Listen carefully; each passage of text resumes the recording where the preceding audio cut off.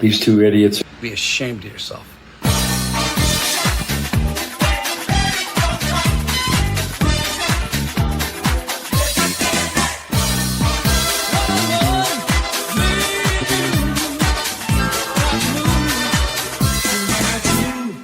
All right, welcome. It's been a couple months. This is another episode of Frank Stallone. Who is this guy? The purpose of this podcast / YouTube show is that we're just trying to figure out who Frank Stallone is. He's been on the planet for 70 odd years, and we're just trying to figure out who he is, what he means to us, what he means to the world, and what he might mean to himself. Doug, how you doing today?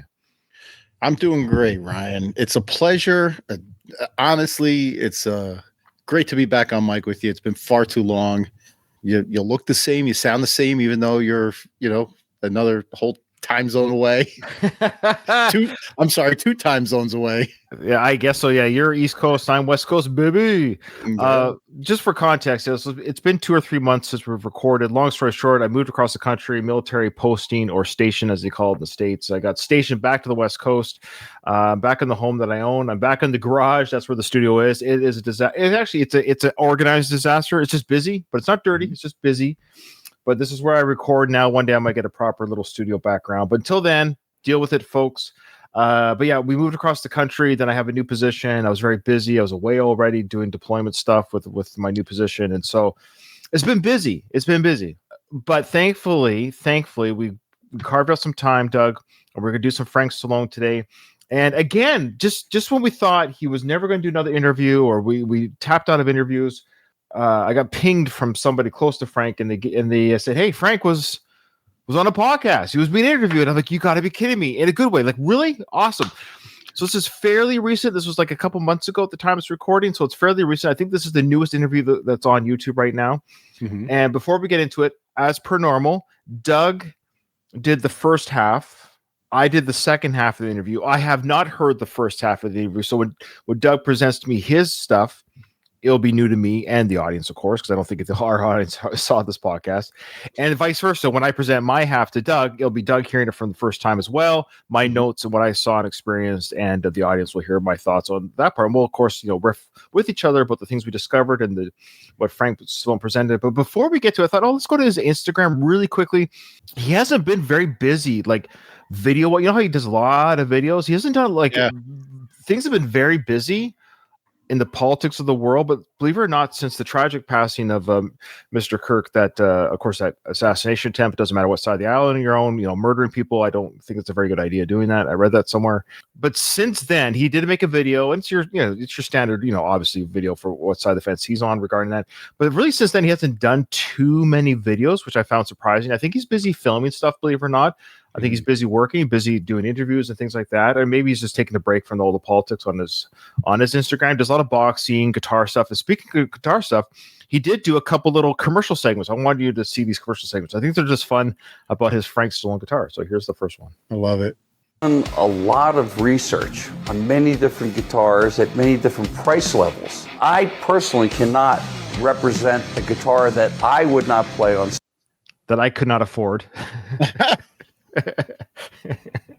What I love here already, I love how they've done this research. He's got this like crack team of guitar makers and builders. They've done this like research. Basically, he's saying we have made the highest quality guitar at the cheapest price possible. Like that's basically what he's saying. Yeah, here. but you remember when we were going through this and we looked at the price of the guitars? Isn't it like $2,500 or something outrageous just because it's got the Frank Stallone name on it? Yes, yeah, it's got that ridiculous big F on the guitar.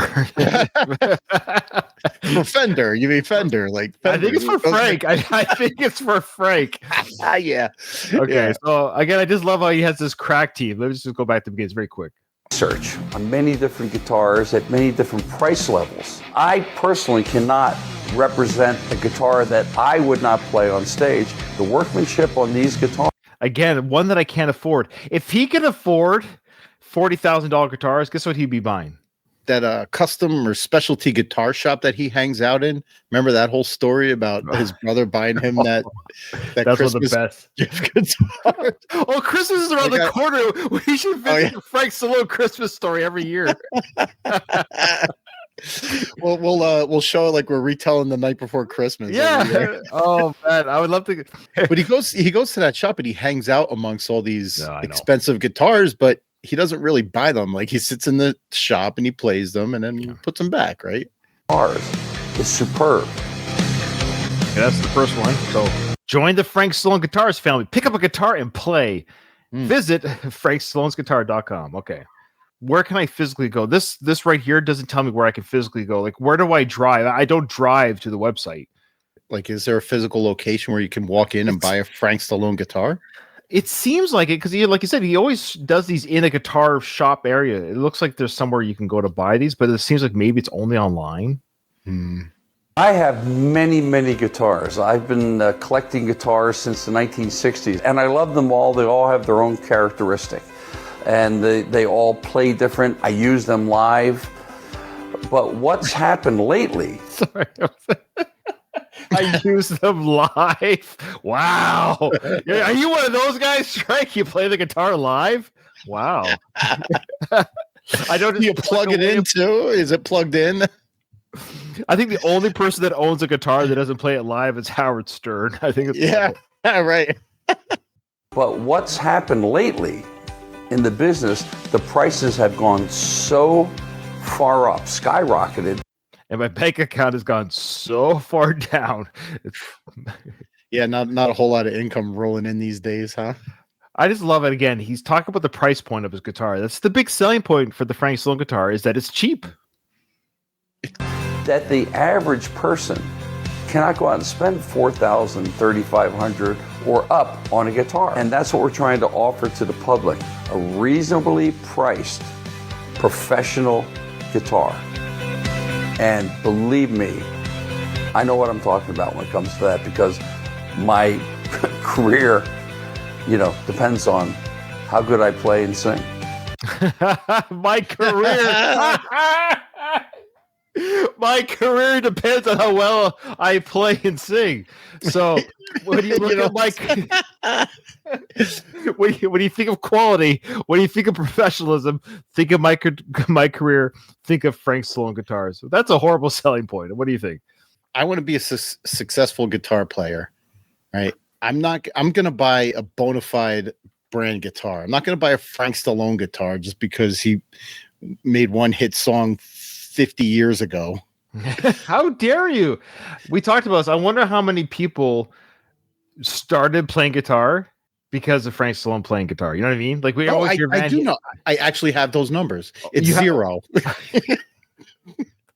Look, buddy, look at I'm on his website right now. Okay. The Frank Stallone guitars? Yeah. On sale for a limited time. Walla Walla We the 100 Cougar Crystal. $2,636.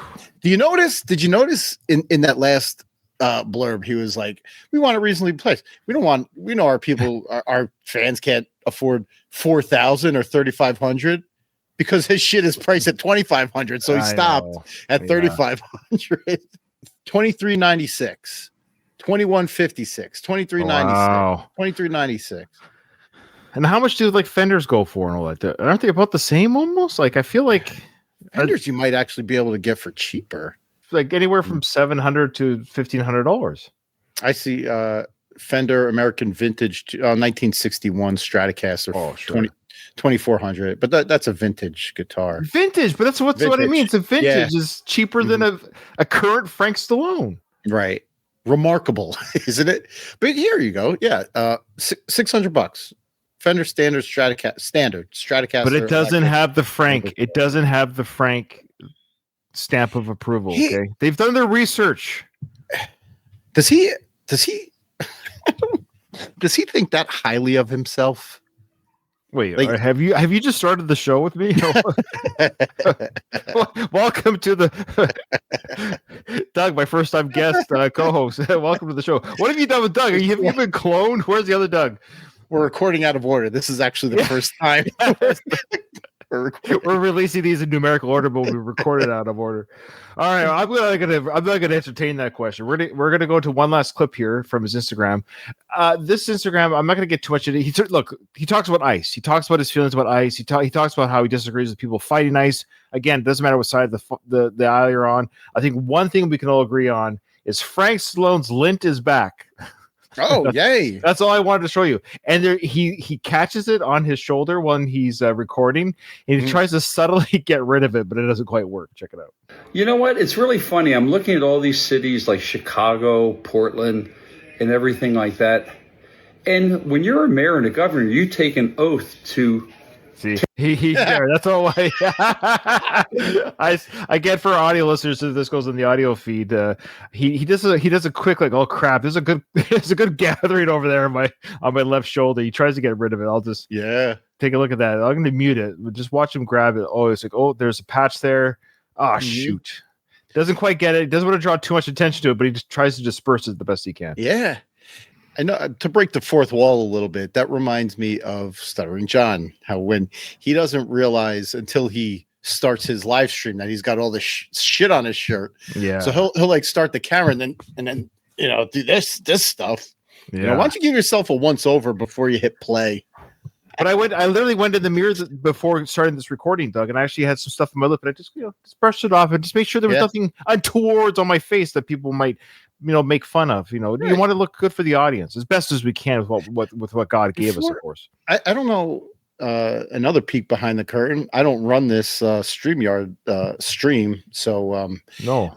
But before I join the link, or before I enter the room, like I can see myself on camera, get set up, make sure I'm okay before I hit join stream. You can actually make sure your right mic is plugged in before you start talking to me and stuff like that. No, I wait until I start talking to you first. All right, let's get into it. So we got this interview with this guy. What's this guy's name again? Frank Minahan or something? Or Kirk Minahan. Kirk Minahan. Right. Have you heard of him? Do you know who he is? I do. Okay, what's the story? Only because he's an employee of Barstool Sports. I saw that. Yeah, that this podcast is on the Barstool network. Wow. And he's close personal friends with Dave. What's his name? Portnoy, the pizza guy. Yeah, pizza guy. I don't mean to diminish his role in the company. He's way more than a pizza guy. But the reason I know the name Kirk Minahan is because it's our little ancillary Dabbleverse connection. Blind Mike is a current contributor to the Kirk Minahan show, and I listen to the Blind Mike project. Kirk and Blind Mike, okay. Yeah, he's on there like once a week. So, oh wow, okay. And Mike also used to be an employee of Barstool Sports. Well, that's interesting. We have a couple of our listeners who actually joined our podcast because of Andy's plug for our show. So thank you, Andy, for that. We do appreciate that. Mm-hmm. He plugged us on the Who Are These World? What did I say? Who Are These Podcasts World? And we appreciate that support there. So thank you, guys. All right, so the Kirk Minahan, thank you for that biography. I didn't know who he is, and that's interesting how we're all sort of connected in our own little world. Yeah, I don't have anything to say. Like that's sometimes when we do this, we've mentioned this before. We did this with Sam Roberts as well, was the last interview. Like sometimes it's fun. We get a double header. Like we get the podcast interviewers almost as fun as Frank at times. But in this situation, Kirk was fine. There's nothing. There's nothing to say about him as far as fun goes. Like he was fine. He was more than serviceable, and he gave Frank a lot of credit and let Frank talk. He's knowledgeable. He's obviously a fan. He's obviously a Sly fan. Yeah, for sure. Now, before we start, I already have a clip. I have a clip package put together. So it's a 2-minute clip package. I'm 99% sure this show will stay on YouTube and not make the audio feed anymore. You know what happened to those audio feeds, Doug. So that being said, this is a good visual treat anyways. It happened on my half, and it probably happened on your half. So I went back to check your half with the audio down. So I didn't listen to the interview. I want to be surprised by you. But what he did on my half, he did in your half. Basically, it's a 2-minute montage of Frank clearing, coughing, and touching and wiping his nose and picking his nose. And holy shit, dude! Yeah, here we go. 2 minutes.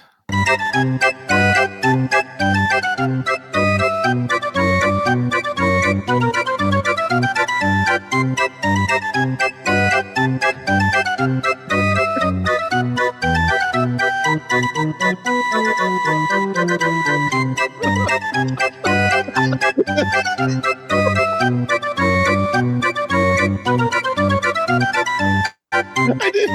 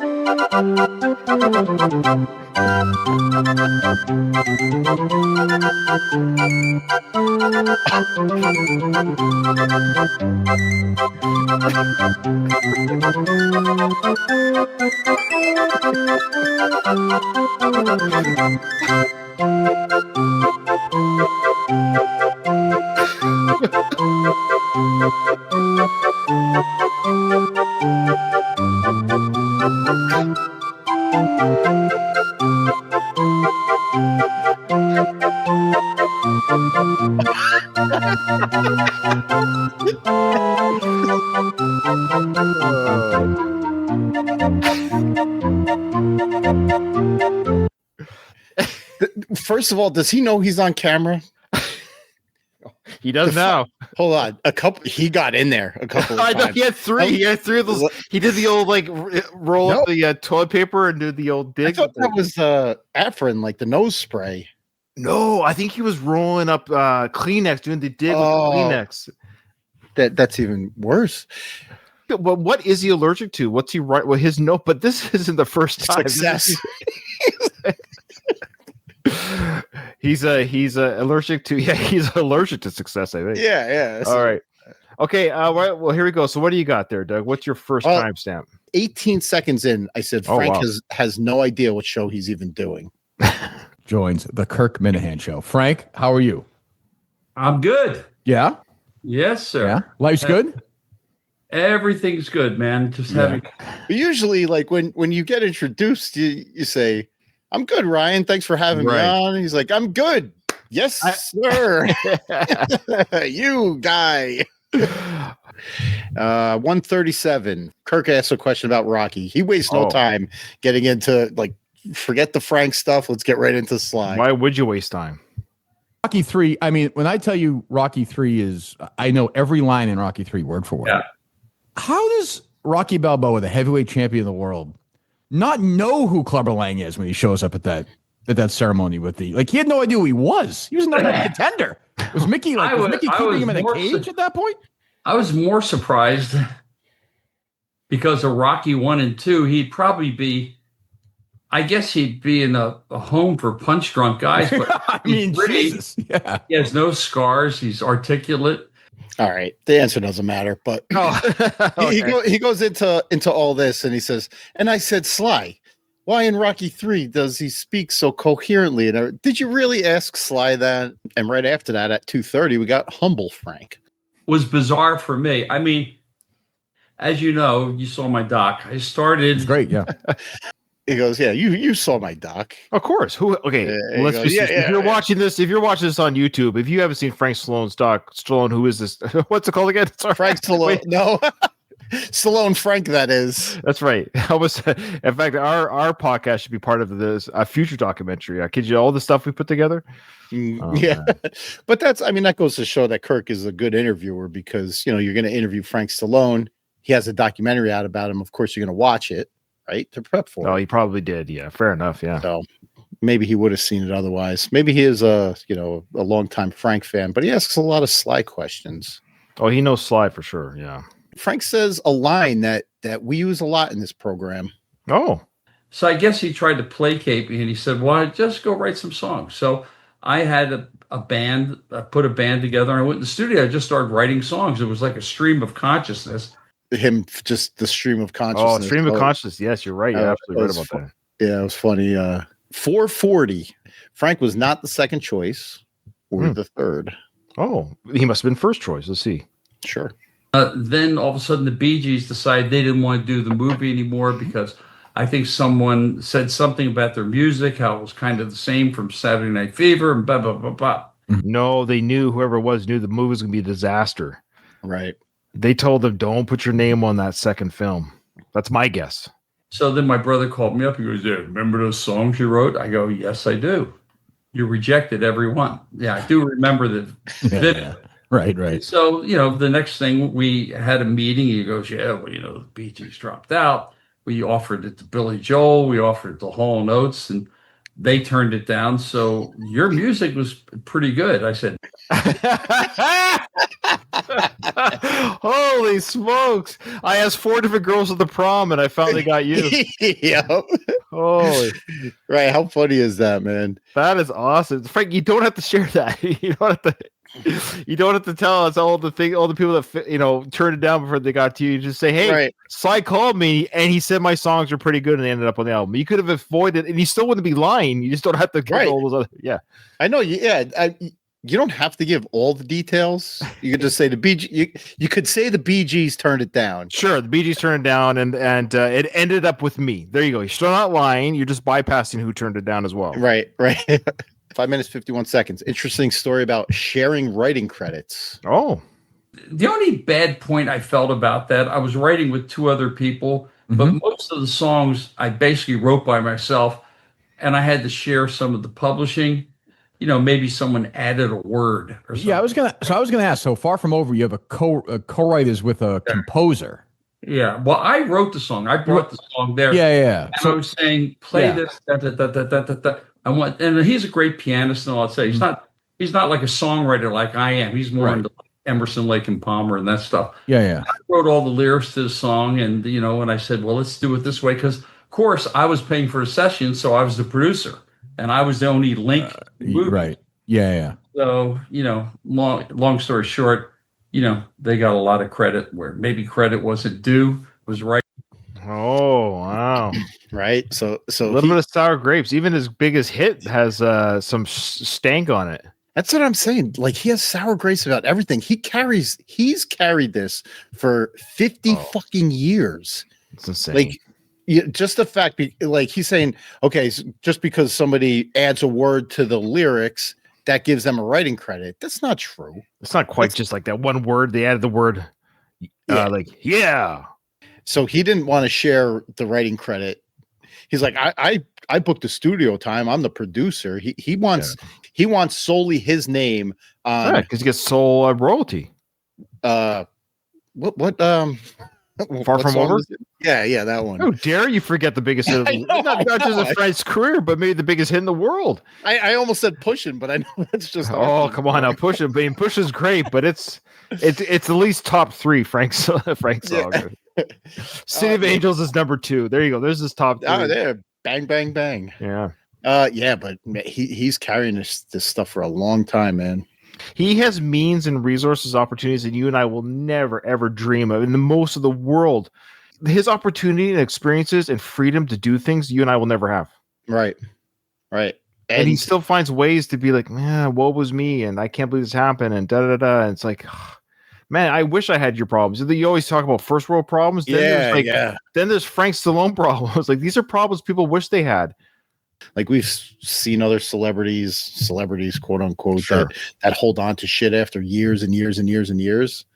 And it's not a good look, man. It's that you just gotta let it go and move on. Like, count your blessings, thank God for the stuff that you have, and just move on. Yeah. 750. We got more sour grapes. About that's terrible. Sharing writing credits. Oh, you really okay? The thing is, with publishing, it's weird. And you can always tell if you look at their songs that they write, and you look at my songs I write. I have a certain signature to my songs, and but I've written with people, if they're there just playing along, said, well, play this. So, let's try this. Let's produce this. I don't think that's writing. That's like with arranging. Writing is when you're doing the nuts and bolts, the music, the lyrics. Yeah. Or if someone comes to you with a whole tune. Then why are they in the studio? Why are they there? Why did you take their, you should have said, hey, man, no thanks, get out.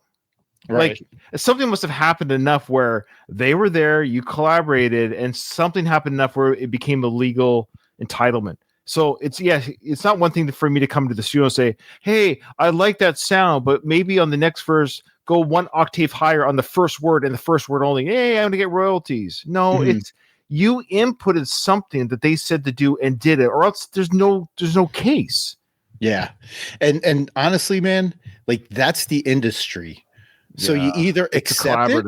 Yeah. You either accept it or you get out of it. Like it's not for you if you're going to bitch about every little tidbit like this. It's hard to be the solo only person on every song. Like that's a rare, even some of the biggest artists in the world, from Bruce to you name it, it's collaboration nowadays, man. It's just collab, and even the early, like very few are Bob Dylan, but I guarantee you even Bob Dylan had ghostwriters with him. Like it's tough. And then I will say, if you want to make it big, you kind of have to collaborate. Some of these guys are really good songwriters. There's some people who really know how to write a jingle, but they don't have the look, they don't have the guitar power, whatever it might be. It's just, that's normal.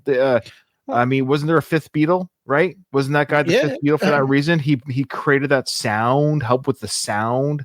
Think about like your ultimate bands, like your favorite bands. Not one guy in the band does the music, does the lyrics, does everything. Like they all share the credits.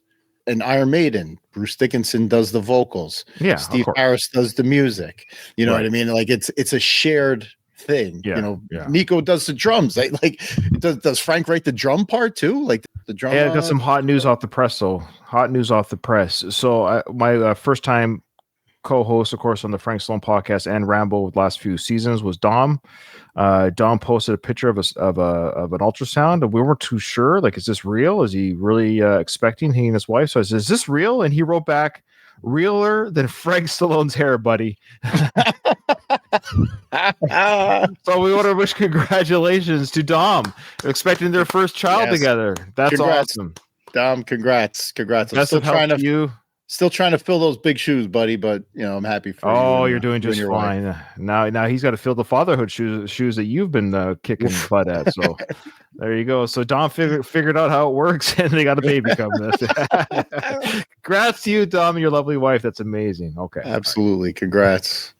All right, what's your next back to the shit show? We got 8 minutes 35 seconds. He continues. This is interesting. It goes to like 9 minutes, but starting at 35. Yeah. Gray area in it. Like, well, you know, I added that word. I said, so that equals 50% of the publishing? Right, so right. I kind of soured me. And the funny thing is, most of these guys again, he added a word, and that contributes to it. Again, Frank, he didn't add just a word. If he got publishing or writing credits, it's because he contributed to the writing of the song. Something. Unless that word was pushing. Yeah. I mean, that's an important word of that song. Frank was doing, maybe he was doing, the original song was lifting, getting ready for a fight, lifting. And the guy's like, no, try pushing. All right, push it. It works better. Hey, you know what's funny? It could be something like that. You never know. The word could literally change the song. So he might be saying a word, but I just gave an example where a word could change the whole shape of a song. After that, never heard from him again. I said, hey, oh, really? Never heard from them. And that's almost maybe once or twice in 40 years. So the guy gets half the writing credit and then ghosts him. I think the guy just cashed his check and said, Frank, I don't ever want to work with you again. Oh, I know. I did want to notice. I just want to note Frank's shirt there. It looks amazing. He's really showing off the chest and stuff. Good for him. Mm-hmm. Yeah, he is. Yeah. Looks great. 9:27. We talk about Sly's coattails. Oh, what? Sly rode Frank's? Yes, obviously. People that'll say, well, you're hanging on your brother's coattails. I said, partner, in 50 years, if in any of my involvement in my brother's movies, I've had a paragraph or less of dialogue and maybe a minute of screen time, 50 years. So I don't think that. You're not. Yeah, you're not. Yeah. Tango and Cash is not you and your brother. That's not a career maker. But, you know, I mean, there might be a reason. I'm sorry. I don't want to sound like I'm really not trying to sound like a dick. I'm being objective here. Like he wouldn't make it on his own merit is the point. Like he should count his blessings instead of instead of the hurt that he feels because like everybody knows Sly and not him, Frank just cherish the fact that you have a movie career, that you have a SAG card thanks to your brother. Just cherish that and move on with your life. The reason why he's upset is because he was in the band first. So that's why he always talks about that. He sang first. He played a guitar first. He had Valentine first. He had all these projects. They didn't go anywhere. They weren't wildly successful. The world didn't know Valentine. They were known in the local area, but they weren't nationwide Valentine selling out arenas, right? They became more known that he was in these bands that we're talking about him now. Like, again, if Sly was never in a film called Rocky, we wouldn't be talking about the band Valentine ever. No one would ever talk about that band 50 years later. Sly comes out with Rocky, boom, international superstar. Then, hey, who's that guy? Oh, that's Sly's brother. Oh, that's interesting. What does he do? Oh, this is what he does, and this is what he did. Oh, that's kind of neat. That's Frank. That's Sly's brother. And that's what happened. And there's a part of Frank that recognizes, but he said, but I had talent. I play guitar. I was in these bands first. Again, that's true. All those things are true. A lot of luck goes into being of course a successful musician, actor, whatever. Like a lot of pieces have to fall in place, right time, shit like that. There's nothing wrong with saying like I was talented in my own right, which, okay, Frank, you are talented. Okay, you're a talented guitar player and singer. That's great. However, what's wrong with saying like I got incredibly lucky? That's it. Right place, right time. I knew the right people, his brother, and that's how I have a semblance of entertainment career. What is wrong with just saying that and admitting it? Like there's a lot of talented, extremely talented people that never get noticed just because they don't get lucky enough. They're not seen by the right eyes. Of course, the opportunity wasn't there. And just like when Mick told Rocky in the apartment, I didn't get picked, it was freak luck. It's freak luck. Yeah. It turned out Rocky was a good fighter. Mm-hmm. Now the question is freak luck that Frank's brother becomes popular. Now the question is, Frank, is that enough? Is your exposure now enough for you to become a major rock and roll star? That's up to you. Well, we don't know where it's going to end up yet. He's still alive and well. Maybe he'll become the star he thinks he should be. What's your next clip? 10:35. Sly wanted Frank to write music for Rocky. Oh, wow. That is news. Breaking news on the show. Oh, well, first on the Frank Minahan show, then ours. Bojack. Bananas and... Bananas, Prisoner. But little parts. And then he called me when I was living in Trenton, New Jersey, believe it or not. Yeah. And he said, I'm writing a boxing movie. He's like, hey, write some songs. I said, I have no idea how to write a boxing movie. Yeah. I was like the... hair down to my shoulders, rock band kind of guy. Yeah, like, who was your? This is a great. I want to hear the rest of it. But like, who was your? Then he just said, "Hey, I'm an artist. How exciting you're writing a film. Challenge accepted. Let me see what I can do." Mm-hmm. What a weird thing to say. Nah, I got long hair. I play rock and roll.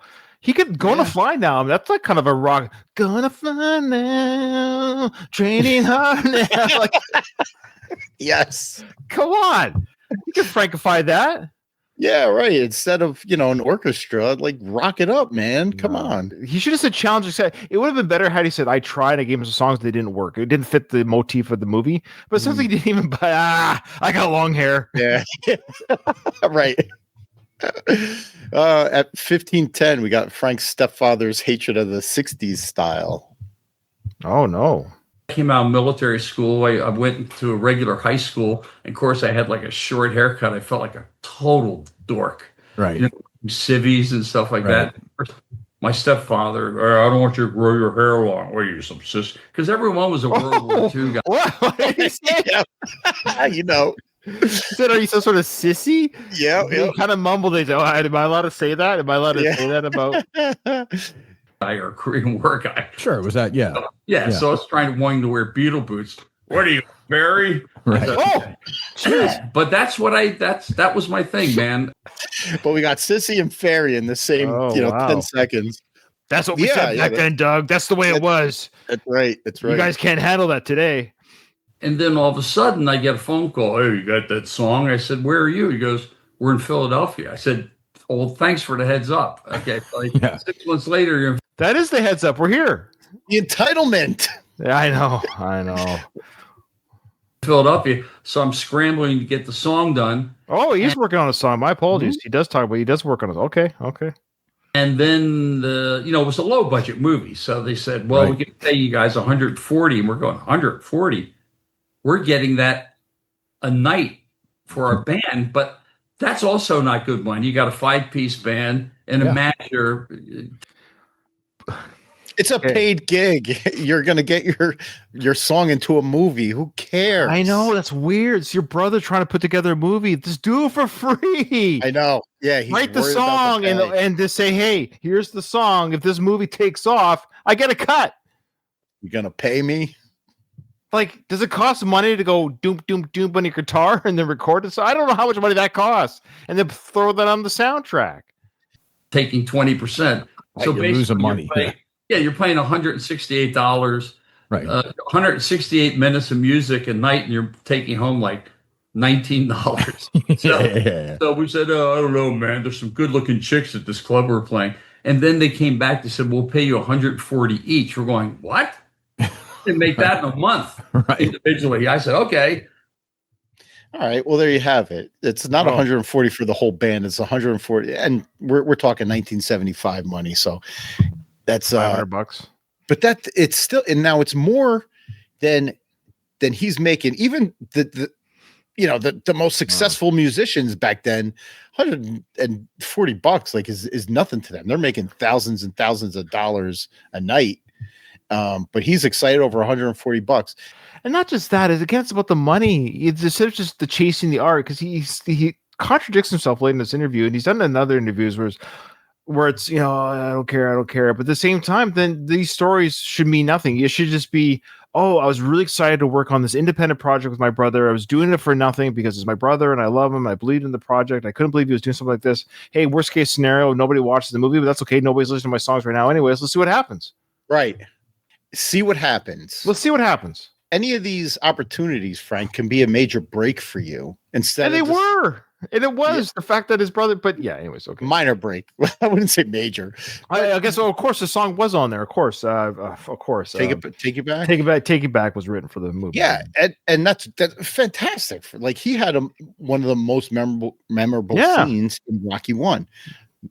Like the neighborhood jukebox, man. Yeah, he mentions that later, but you should hang your head on that, Frank, and just cherish that.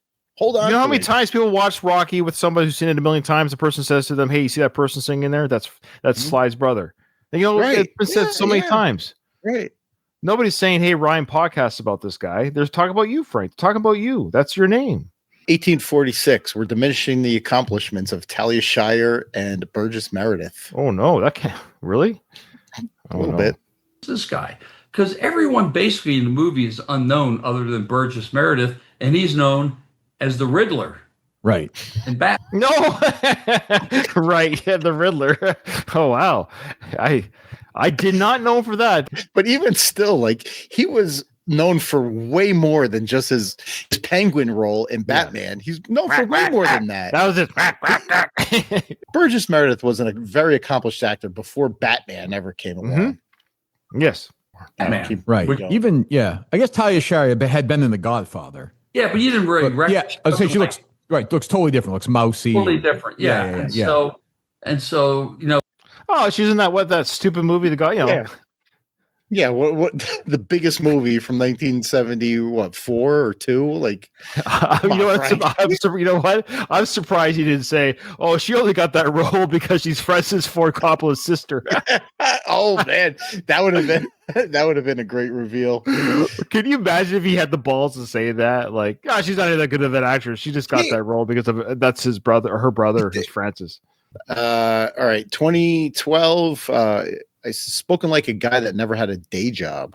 Oh, it's just, right. It was the perfect storm. You know what I mean? I think what makes the movie is probably maybe my favorite movie. I think what makes it work, really makes it work, is when he lies down with her the night before and says, "I just want to go the distance. Like, Creed's never gone the distance. I just want to find out if I'm a man. Like, can I do this?" I'm saying it right now. I get like it's like, well, because I think a lot of people had that conversation with someone they're laying down with. Yeah. It's like, my job sucks. I'm better than the foreman, and I got this lousy position and stuff. So I think that conversation was probably going on. And did he even see the movie?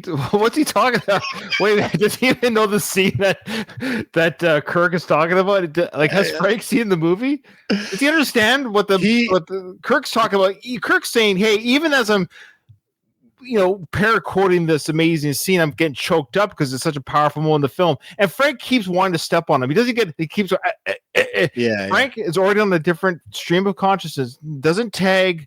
Yeah, he goes, that is a really powerful part of the movie. Yeah, I can see why it's affected so many people. My brother was, that was just something that just sparked something in him that day. What an amazing moment. Filmed in one take. Yeah, crazy. Yeah, I'm better than my foreman. What is it? We know the conversation. We could probably quote it verbatim. Right. And he's sitting there saying, "Oh, that's a conversation that a lot of people have." No. Right? People don't lay down with their wife and say, I want to go to the distance with this one person. Like it's a completely like singular I can't beat him. I can't beat my foreman. Yeah, I know. It's ridiculous. I don't think he has any clue of the scene that Kirk is talking about. Okay, 2125. I say Frank knows the legend of the 300K, and a shout out I wasn't expecting. Oh. It's got like 10 billion downloads. Yeah. Obviously growing up with him, knowing him. Yeah. Were you surprised that he didn't take, that he was broke, that he didn't take the money that he was offered and took a chance on himself? Did that surprise you or? Well, I didn't know that till after. Yeah. I guess knowing it, like, I think I probably was said $300,000 in 1975, which should be like $1.5 million. Yeah.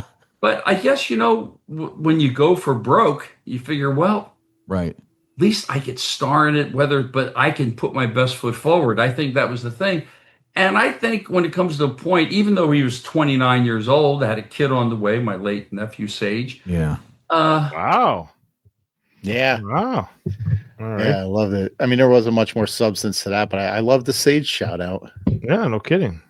2240. Did Sly change as a person? That. And of course I said, well, keep your chin up, kid. Keep going, Do you find he's changed as a person? Like, I mean, everybody changes, but I mean, was he less accessible to you? Was it tough for a while or no? Yes. Yeah. I mean, when that must have hurt. I mean, yes, it did. Yeah. I mean, there's temptation everywhere. I mean, everyone is kissing your butt left and right. And then all of a sudden, these next two movies, which I thought were good, were bombs, Fist and Paradise Alley. So it was all of a sudden, it's like, uh-oh, what did he do? Rocky 2, huge movie. Then he had, after Rocky 2, he had a few more bombs, like Billy D. Williams. Yeah, that was a good movie. That was a good Nighthawks. Victory. I like that he's even acknowledging the bombs as movies that he thought were good. So that this is a rare, moment of Frank actually, slice props, Frank only likes the movies that don't do well. Yeah. My favorite Sly movies are Stop or My Mom Will Shoot. Anything that embarrasses Sly are his favorites. Because Frank's such an artur. Yeah. I do like Frank giving props to his brother on films. Paradise Alley, Fist, and Victory, and something else that I actually and Nighthawks that I actually enjoyed. They're great films. Great films. So good on you, Frank. Love it. Oh, we get into First Blood.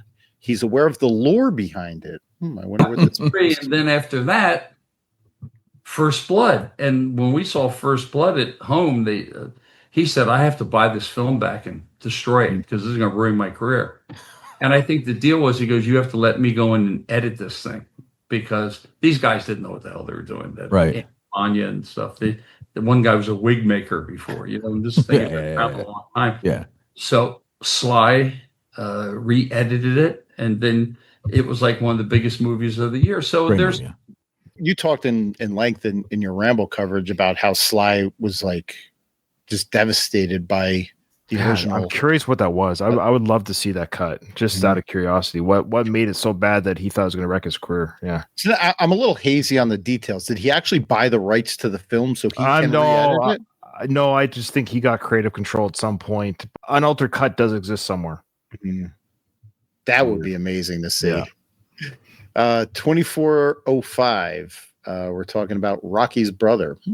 Who could that be? Yeah, so there's like a lot of things, but things kind of changed a bit. I mean, Rocky was a beautiful experience, but it was also for me it was a very sad experience because I go on these TV shows. Right. I'm a musician. What's it like being Rocky's brother? I said, well, okay, we've But you wouldn't be on those shows had it not been. Yes. It's Why? like I just there's no way you to slice it, Frank. I'm sorry. Like the fact that you were given some sort of platform to showcase your ability is because of what the Rocky films did. I'm sorry. There's just no other way around it. Time had proven before then that nothing else was happening. And going back to my earlier point, like, why is it a sad experience? Why can't it be like a joyous experience? So you're Rocky's brother. Yeah, you're goddamn right I am. I got an opportunity of a lifetime because my brother got an opportunity of a lifetime. Like, what is so hard in admitting that? Let's say you became like really popular for whatever reason. You're like, oh, and then I found whatever it is, and like, hey, you're Doug's co-host. Yeah. Doug, like, hey, more people are talking about me or the show because you got popular somehow. Like, I'm gonna ride your coattail to the bank, baby. Well, first that would never happen, but yes, Great. no, that me being successful.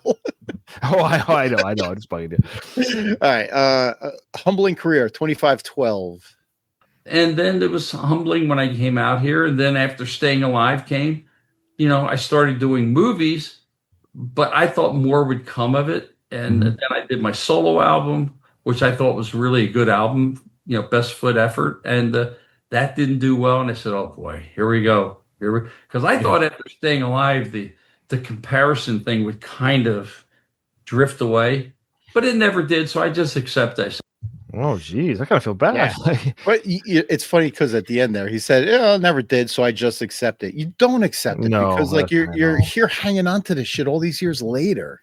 It can be a part of your history, your story, but it still stings. It still hurts. Yeah, and look, I'm no, but I mean, here. like, no, I'm not saying that as a bad necessarily, but you're right. But it's not good for the soul. Like, you could, like, if we said before, if you just lean into it, have some fun with it, you could, yeah. We're sitting here as people who never really, we're not big in entertainment in any sort of way. So we're saying like what Frank should have done, but who knows, right? We have the #1 Frank Stallone podcast in the world, that's for sure.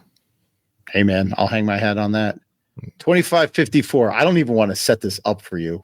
2554.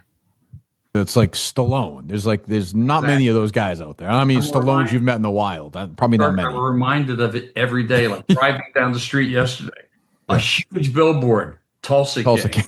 And I'm saying, this is funny. All my friends are in Tulsa King, but me. Yeah, why is he putting you in it? I have no idea. I've asked him. I said, why? What the fuck? I could be your cousin from like Cleveland to come in and whack out guys or something. He goes, yeah, my brother died. I said, I know your brother died in the show. I said, your cousin. I said, if I put him. Oh, boy. Oh, wait. Continue with just a little longer. He's already writing the scenes like, I come in, I'm a cousin, I'm a hitman. I'll whack people for you. Ping, pow, poo. Mustache on and I look totally different. Yeah, okay. I'll wear a COVID mask the whole time. Nobody will know who I am. I'll be the COVID mask killer. He said, I'll be your cousin.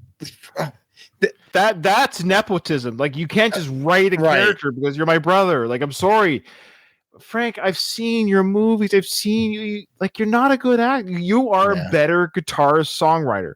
Take that for what it's worth. You're better at singing and songwriting than you are at acting. I'm sorry. It's humiliating to admit that. I can't sing, so guess what? I don't hang my hat on it. I don't sing. Yeah. So I'm a better podcaster than I would be a singer. So I don't even embarrass myself and sing on the microphone. Is that why you podcast? Because you can't sing or dance? I can't sing or dance. Exactly. So Frank, you can sing and sort of dance. You've seen them act. It's not good. It's not good. 2645, the reality show. I watched both seasons. I actually enjoyed them. Unapologetically, I had fun watching them. I haven't heard of a third season. Does he bring that up, or don't spoil it? Maybe he doesn't bring it up. More than anything, it would have been fun to be in the show. Yeah, just do us. Yeah, because it clearly, like, you know, you're a big part of that reality show. Like, clearly, you guys get along, and this is where I give you a lot of credit. Like, it's sort of an egoless thing to be like, you know what, I love this guy. He's my brother. I love my nieces, and I want to spend time. Like, I don't, you know, you got to live life. I thought that was going to do better. That kind of went into the toilet. Yeah, what happened? I don't know. I think because it was Paramount Plus. Yeah. You know, they didn't really put much. You know, I didn't do one interview for the show. Oh, no promotion at all? None. There's not one interview that you do that someone's going to be like, oh, now I got to watch it. And nobody's watching it because it's Frank Stallone. They're watching because it's Sylvester and his family. Yeah, and he goes on like a little bit longer, but no, you don't have to, because all he says is like, oh, they interview Sly and the girls. It's their show. Why would anybody interview you about their show? They might want to keep you hidden. They probably don't want people They're like, hey, we're watching these beautiful women, Sly's daughters and wife are like some of the most gorgeous females on the planet. It's like, why would they mar that? Hey, by the way, Frank's gonna come in his Speedos in season 2. Like, and at the beginning of that, how Kurt goes, oh, it's kind of egoless of you to, you know, I just want to spend time with the family. No, everything Frank does. No, he just said, but nobody talked to me. Fuel his ego, yeah. They went down the toilet because of Paramount Plus. Again, Paramount Plus is a good company, and Paramount Plus has given your brother a 4th season of Tulsa King. So they like Sly. Maybe they just don't want to do the family show anymore. That's all. It's up to them. I'm sure. I'm sure if Sly said, "Hey, let's do it," they would. But maybe Sly's like, 2 seasons is good. I don't need you guys around me anymore. That's probably what happened. He's fine. He's doing fine. Last clip. His politics are holding him back. Oh. You know, I work out as much as I can. You know, I had a fusion on my back, which came out of nowhere. Oh, yeah. You know, I try to stay as busy as I can. But the only thing I think bothers me is that I'm not working at my craft, because it's, for some reason, I don't know. Is it because I'm conservative? I don't know. Yeah. Maybe your boss should put me on to do the pizza tasting test with him. Fuck, I'll talk to Dave. Yeah, no problem. Dave, so you got a Jew and you have an Italian. So it says point, counterpoint. Yeah, can't miss. I go for a Jewish guy, you think it's good pizza. Let me try it. Exactly. For a guy, med's a mess. Yeah, I'll put the word in. It'd be fun. No. I'll put the word in. Do you think that word will ever get put in? No, it never will. And what? So, can you imagine if Frank and Dave did pizza together? We are watching every episode. Dude, who goes on a show and says, "Hey, can you talk to your boss and get me a job?"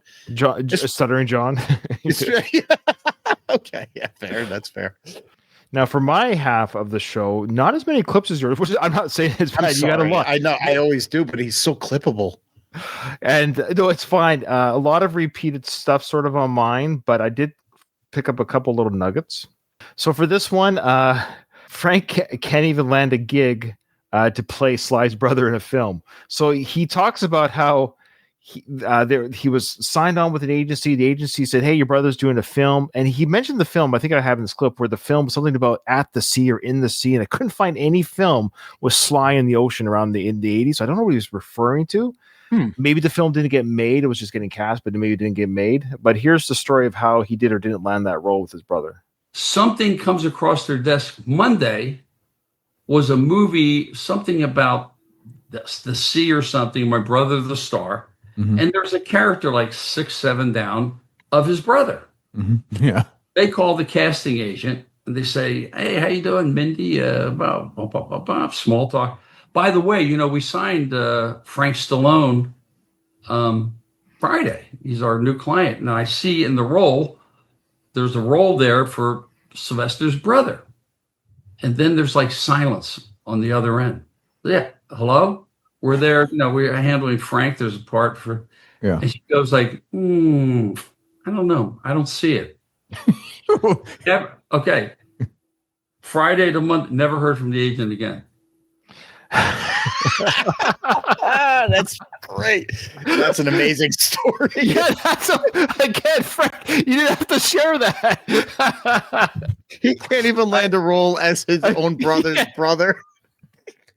The wonder he can't become his cousin on the Tulsa King. He can't even be his brother in the movie. It's funny how he said it's like the 8th character down in the credits. It's like, yeah. The writing's on the wall, man.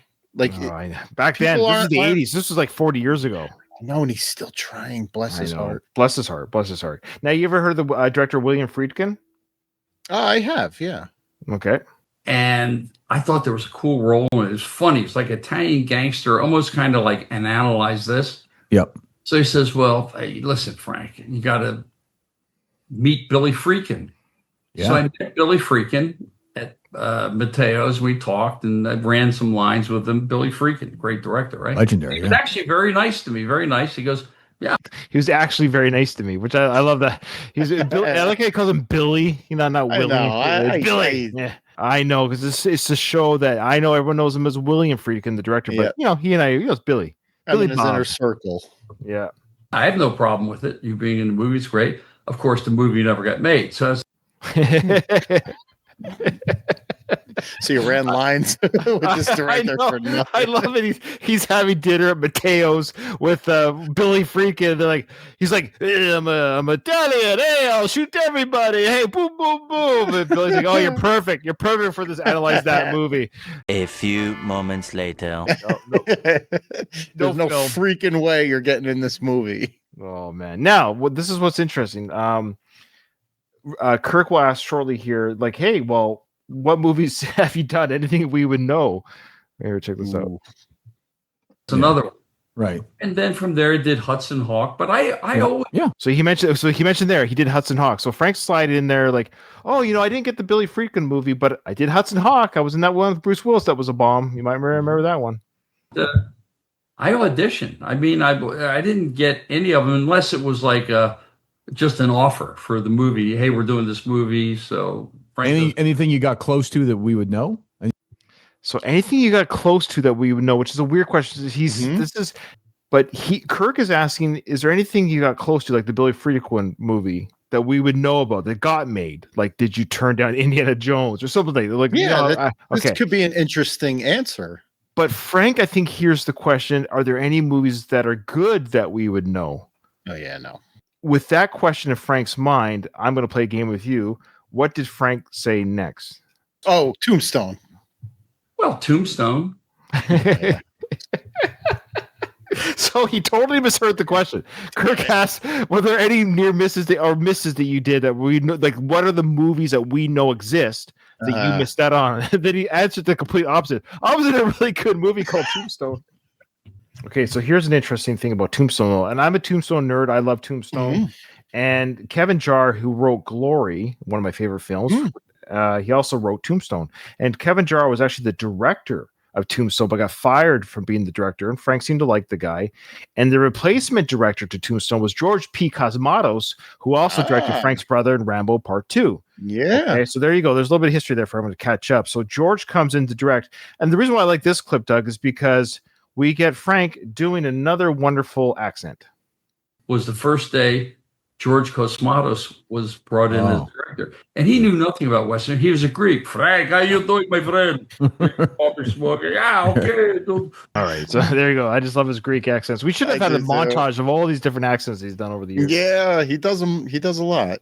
He really knows how to paint a picture. I'm surprised he hasn't gotten any more acting roles with the true accents he does. We should actually put together the montage of all his accents, send it in to his agents to put together, like a clip reel, like all the different voices and acting that I can do. Maybe we can help him. So Frank mentioned Tombstone. He's also mentioned Barfly, I think, earlier in this interview, but he's going to further mention all the greatest films, all of his greatest films he's ever been in. It's a long list. You ready? Let's hear it. Yeah, I mean, it was an honor to be in that movie. And then I did Hudson Hawk, and then I did Fred Claus playing myself. Oh, yeah, that's right. And that's it. He's already talked about Barfly and Tombstone, so now he's mentioned Hudson Hawk twice, mind you. It's like, and Fred Claus, I played myself. I was ready to camp out here for the night listening to the list. Oh no, that's it. And he talks about Tombstone like he was the marquee name on the fucking movie. I know. We're gonna have for swearing. That's okay. It's okay.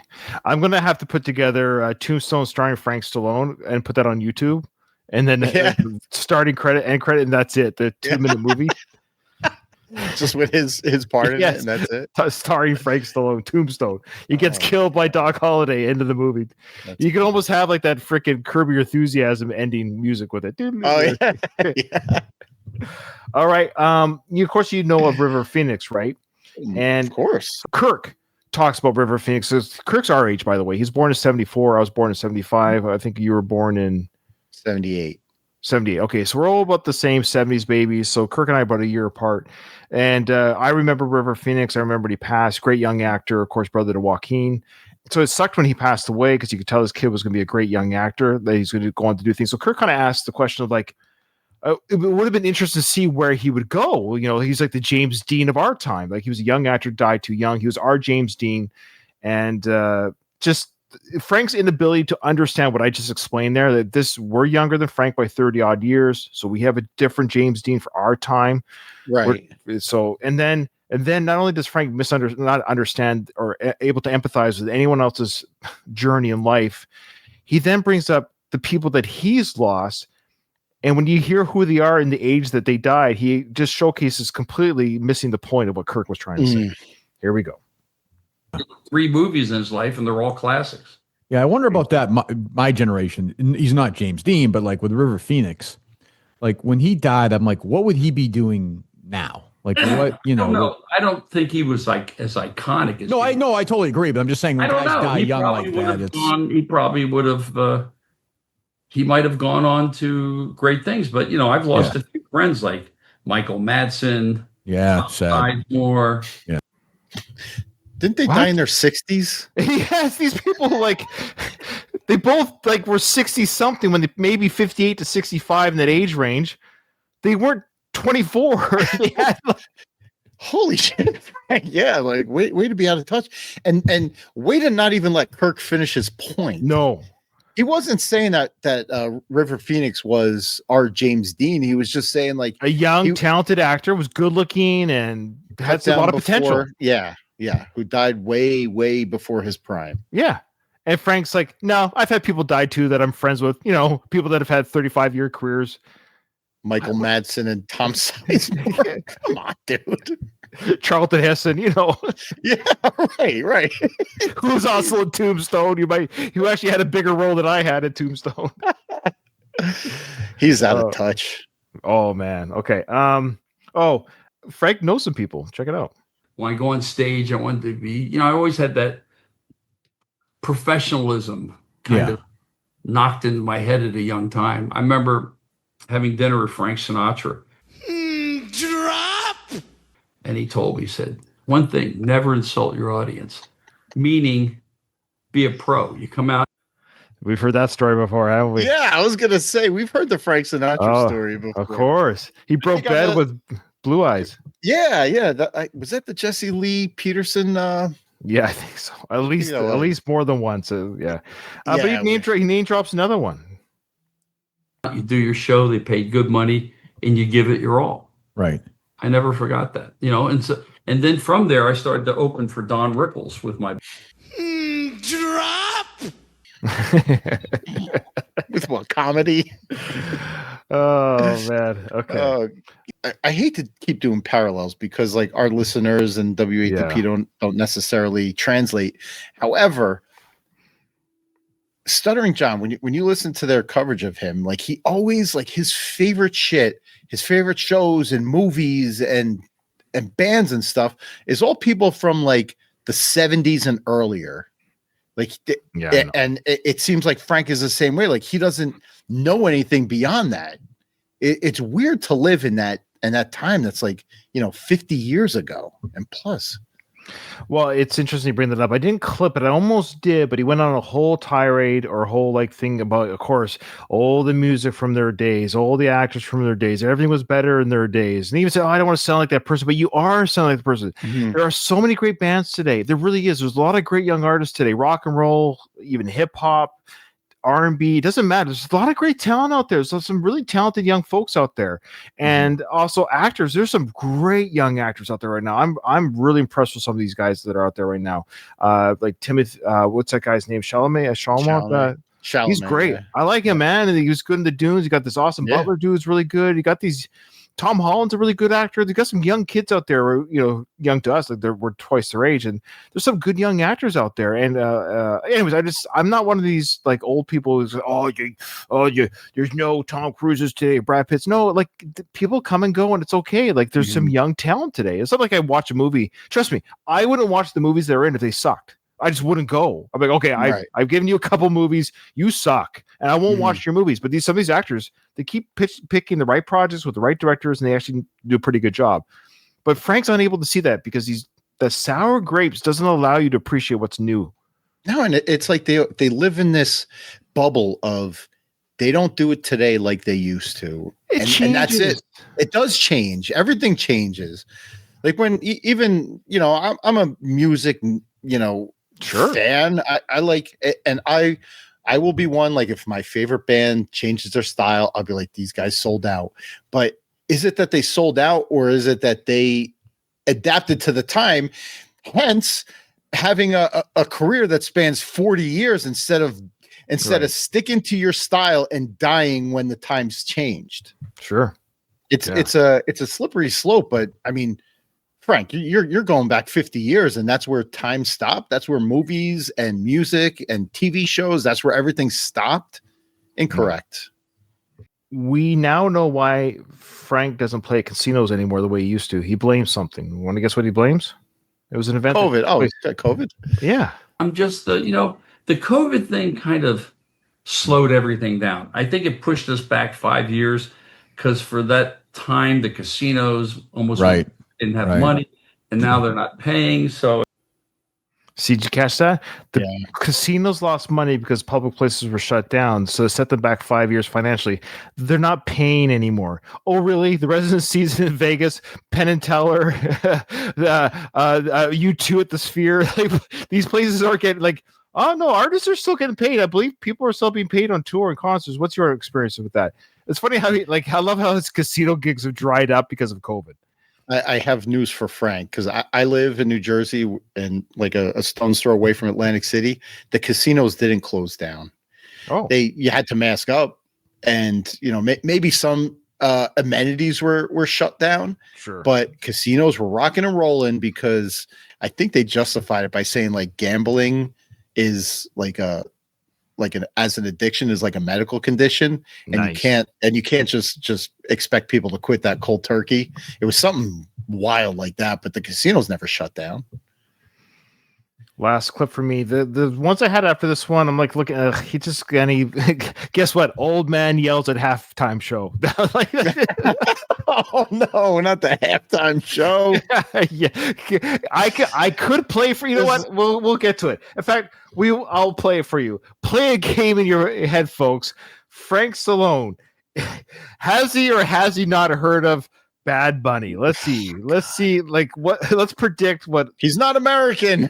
I don't get what's going on at the Super Bowl. This guy that's coming in, I don't even know who he is. Bad Bunny? I have no idea who he is. Yeah, I know. Well, I know the. And guess what? Bad Bunny has no idea who you are. Yeah, that's a good point. Think about that for a second. Him saying that. What does that mean? What does that mean to Bad Bunny? I don't know Bad Bunny either. I don't know his music, but I don't say it in the way that Frank's saying it. He's saying he's not important. I'm in the music industry. I have no idea who this guy is. What does he do? I don't get it.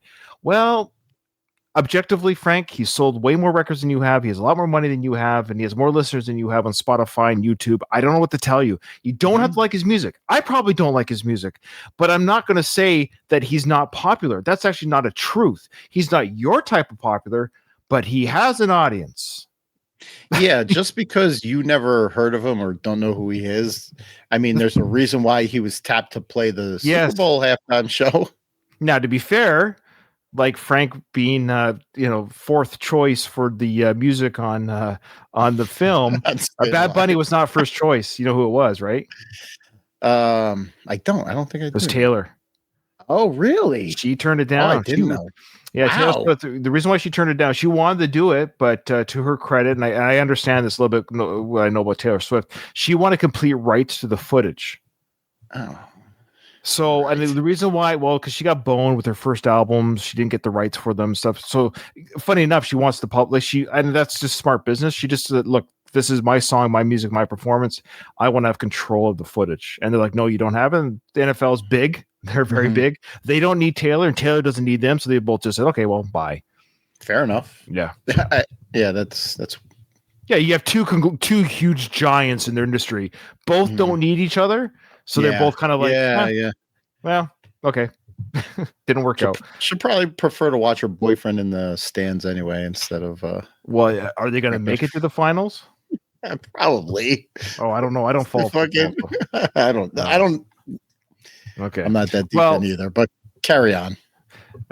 So anyway, so that being said, he doesn't know you either, Frank. So it's good. What's good for the goose is good for the gander. You both can take solace in the knowledge you both don't know the other exists. But ironically, you know he exists, and he still doesn't know your name. Okay, take that to the bank. Yeah, just twist the knife a little bit. Here's my last clip. I hope one day we get to see Frank in concert. I would love to go. Would you want to go with me? Yeah, absolutely. To see him play? Sure. Of course. He doesn't leave LA, though. Well, okay. So if he does play and he comes to our neck of the woods, Frank is just a tease of what you can expect at his concert. Do you have any guesses what he might play at the show? Again, what does Frank say next? God. What am I getting a little tour through the years or? Yeah, what I do, as you know, I did some big band albums. Yeah.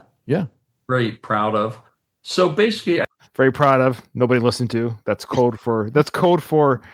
I'm proud of something that nobody knows about. That's code for didn't do well. Yeah. I do all the songs you've heard in the movies. Mm-hmm. Okay. Check. Oh God. Pushing, City of Angels, Far From Over. And then check this out. He actually mentions the one that we often forget. Check it out. I do like 5 or 6 songs from Staying Alive. Of course, I do Take You Back. Yep. I do the theme I wrote for Rambo, Peace in Our Life. I do. Have you heard that song? I don't know. I've heard it. I don't know. I mean, I'm sure I've heard it. I've watched Rambo. I love you, Frank, but it's no. It's a long. Yeah, that's the one. That's the one I know. A lot of people thought Frank sang the song back in the day. It's not Frank Stallone. He sings the song in the sequel. Anyways, that's it, folks. That is Frank Stallone. Who is this guy? I hope everyone enjoyed our time. I hope Frank does another interview. I really do. And if not, we're going to scour his Instagram a little bit closer, I think, Doug, for our next recording. I'd like to get it recorded in before Christmas to give a little Christmas treat to our listeners. And thanks so much, Doug, for coming on. And Frank, again, the invitation is open. We'd love for you to come on our show and for you to tell us exactly who you are, answer all of our questions, and set the record straight with us. By all means, where we've gotten it wrong, we want to hear that. We'd love to talk to you about that. We love you, Frank. We do. So I think all these shows are going to start falling by the wayside because I think people just don't want to hear it anymore.